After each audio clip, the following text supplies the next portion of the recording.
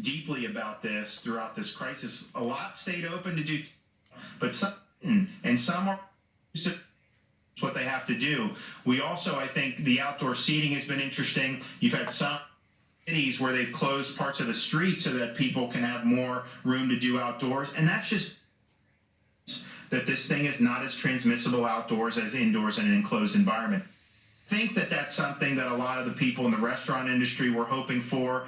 I think it can be done safely. A lot of other states already went to that right off the bat. My initial recommendation was to do 50% for my task force.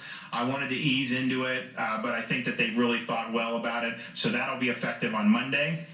And the same with retail. We 5% of indoor capacity, go to 50%. There's very clear guidance from CDC and OSHA, and I know they've been doing it. And look, we were doing form or another this whole time. Depot open, you have Walmart, you have all these places open, so there's not a whole lot of difference to me between going into a Home Depot or going into a or some of these other places. I mean, you can do it, and particularly for our smaller mom and pop retailers, very, very important for them to be able to have safe options for their customers. Museums and libraries, 50% capacity. That'll be local governments can obviously make those calls in terms of the museums and libraries that they're operating. Fitness centers. So effective Monday, gyms can operate.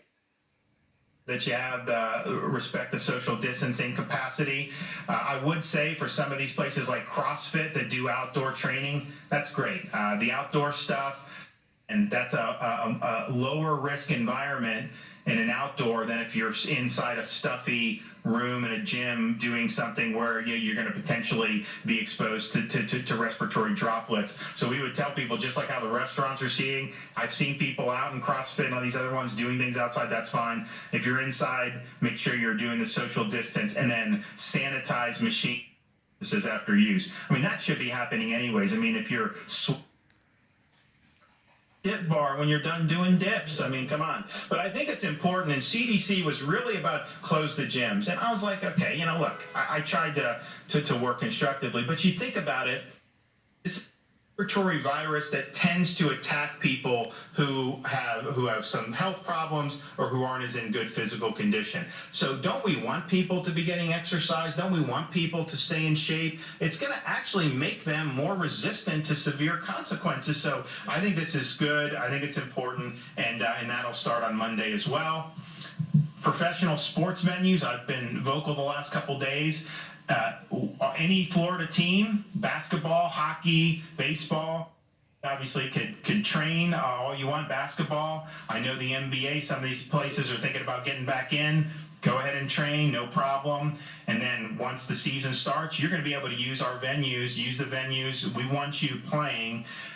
I've also said to other teams and other leagues is, if you have states that simply are not going to budge and allow even competition with no fans. ESPN in the morning now, you watch, they have Korean baseball on. There's nobody in the stands. So how is that? That's not going to. So I think it's important that we get sports back up and running. The mayor and I worked on bringing UFC to Jacksonville. And what was happening was UFC was running into problems in California, some of these other places. They wouldn't let them do it. And I'm thinking to myself, okay, they want to fight in an empty arena. They test the people before they go. That is as low risk as you get. And so I said, if you do, I'm 100%. We reach out to UFC. We said, guys, come. And I think it's been very successful. And then now what happens is UFC knows they have a welcome environment here in the state of Florida, just like WWE knows. And we had to cancel WrestleMania. Well, that's hundreds of millions of dollars of economic impact. We've allowed them to keep using their training center and film.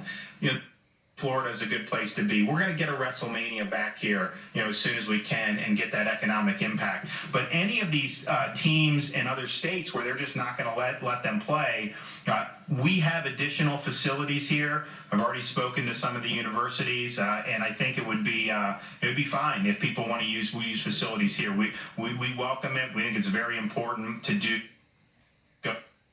Some of the leagues are working on when they come back. Baseball, maybe July. I know the NBA, some of the got to get back on it. So we'll see what happens. But we've job